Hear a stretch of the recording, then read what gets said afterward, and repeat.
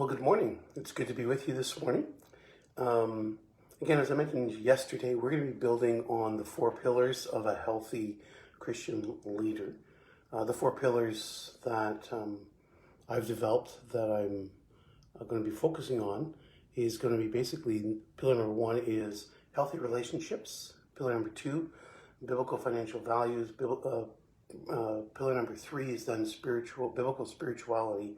And then the final one is balanced living. And this week our focus is on pillar number one, which is healthy relationships. The theme for this week, and I actually didn't mention that yesterday, but the theme for this week is made for relationships. And yesterday we looked at the fact that we are made on purpose for purpose. And this morning, the focus is going to be on the fact that we are of the animal kingdom, but not an animal. So we're of the animal kingdom, but we're not an animal. And I love animals, all kinds of animals. I find them fascinating and fun. My wife and I, for a while, we had some chickens, and we've had some ducks. We had turkeys, and those in and of themselves are fascinating creatures. And turkeys as well as like chickens, like they're interesting. And actually my daughter has a little farm right now, and she's got her chickens and she just got her goats. Of course, when it comes to animals, pets, I have a dog, and I pretty much have had a dog most of my life. As a child, we had a dog as a kid growing up, and then when I got married, my wife and I, we almost always had a dog somewhere along the way, and there's been maybe the odd time when we haven't had a pet, but mostly we have. And now I'm more of a dog person than a cat person, although we've had cats as well. I mean, one of the cats that we had, her name was Brownie, and Brownie lived for 17 years, and she was a lovely cat. But I do find that if I have to choose between cats and dogs, I'm more of a dog person than I am a cat person. But I'm not here to talk about pets. God made both animals and humans on the same day. When you read Genesis chapter 1, it's very interesting that we're made on the same day. It's God created everything on specific days, and again, depending on your view of the creation story, I personally believe it to be historic and that it's an accurate account. I know that there are others who are born-again evangelical Christians who have different views on that. But my understanding of it is that it is a literal 6 days. And so on the sixth day, God created the animals, and then he also created humans. And so the fact that he made the animals and the humans on the same day, again, causes some people, and we live in a world where people want to just lump us in with the animals, and you've probably heard people say things like, I might get some response from this, I don't know, but cats are animals too, or cats are people too, and dogs are people too. Well, no, they're not. They're not. They're animals, and I love them, and they're great. But at the same time, God has created humans separate from the animal kingdom. So animals were made the way everything else was made. God made. Good morning, Eric. Good to see you here on here. God made the animals the same way he made everything else. God simply spoke, and as he spoke, the earth obeyed.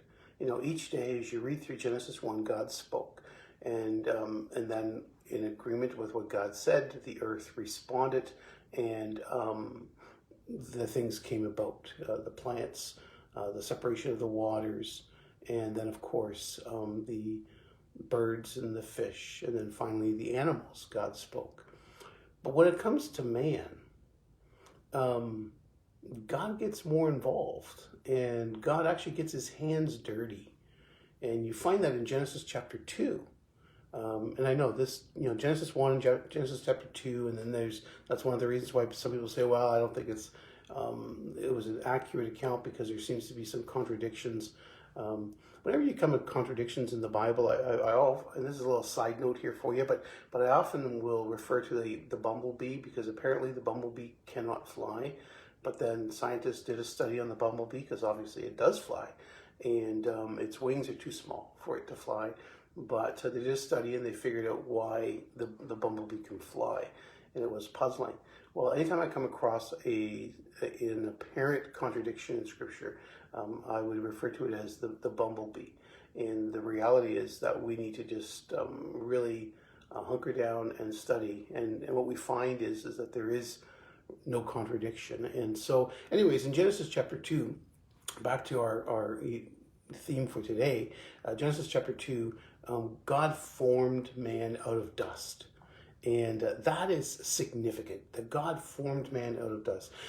And then, not only, so literally the picture that you have is that God took dust and he actually made man. And then God breathed his breath into man. And man then became a living creature.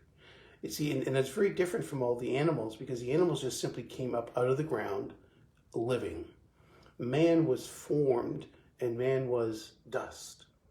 And that's why we have the reference when people pass away, we've come from dust and we return to dust. Because that's where we've come from. God made us in that way, and then God breathed into us his life-giving breath. And that is what then caused man to become a living soul. And that is significant, because that separates us from all the rest of creation. And we know that God made us in his image, and the animals were not made in the image of God. And so we need to understand, and I think this is very significant when we think about the reality of how God has formed humans. Yes, we are of the animal kingdom, but we are not animals. And that is a big difference. We've been set apart. There are a lot of similarities, true. We can't deny that. There are a lot of similarities.